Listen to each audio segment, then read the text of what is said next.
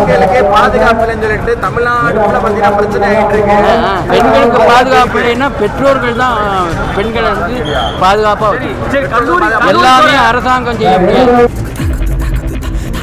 இப்ப இருக்கிற கல்லூரி மாணவமணிகளை வெற்றி பெற்றா நீங்க நினைக்கிறீங்க? ஐயா வேண்டாம், இன்னைக்கு ஒன்று ரெண்டு ஒன்று போட்டு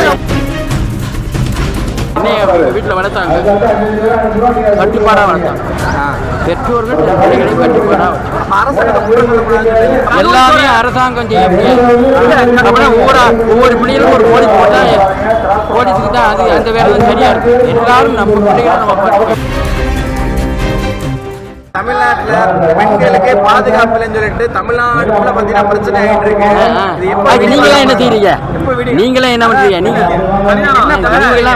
பல்கலைக்கழக விவகாரத்துல திமுக அரசு குற்றவாளி மன முறையான நடவடிக்கை எடுக்கலாம்னு சொல்லி சொல்றாங்க. இன்னைக்கு வந்து குஷ்பு வந்து இன்னைக்கு மக்கள் நீதி சார்பா பேரணி நடத்திருக்காங்க, அனுமதி மறுக்கப்பட்டிருக்கு. நீங்க அதை எப்படி பாக்குறீங்க? எனக்கு அதை பத்தி தெரியாது. நான் வந்து வீரபாண்டிய அதை பத்தி நான் சொல்லக்கூடாது.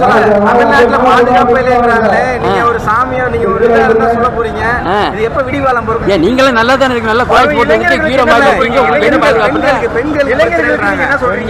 இளைஞர்கள் வீரபாண்டிய கட்டவன் மாதிரி வீறு கொண்ட இளைஞர்களாக இருக்கணும்னு தான் சொல்றேன்.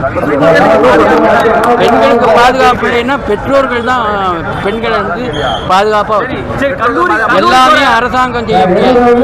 அப்படின்னா ஒவ்வொரு பிள்ளைகளும் ஒரு போலீஸ் போட்டால் போலீஸுக்கு தான் அது அந்த வேலை தான் சரியா இருக்கு. எல்லாரும் நம்ம பிள்ளைகளை நம்ம பார்த்துக்கணும். என்னைய வீட்டில் வளர்த்தாங்க, கட்டுப்பாடாக வளர்த்தாங்க. பெற்றோர்கள் பிள்ளைகளை கட்டுப்பாடாக அதை நான் சொல்ல மாட்டேன். அதை நான் சொல்ல மாட்டேன். பெற்றோர்கள் ஆசிரியர்கள் இவங்க பிள்ளைகளை நல்ல கட்டுப்பாடாக பள்ளிக்கூடத்துக்கு அனுப்புறது எதுக்காக? பள்ளிக்கூடத்துக்கு அனுப்புற ஒழுக்கத்தை கட்டுப்பாடு பள்ளிக்கூடத்துக்கு. இப்ப இருக்கிற கல்லூரி மாணவமணிகளை வெற்றி பெற்றா நீங்க நினைக்கிறீங்க? ஐயா வேண்டாம், இன்னைக்கு ஒன்று ரெண்டு ஒன்று போட்டு நான் என் கருத்தை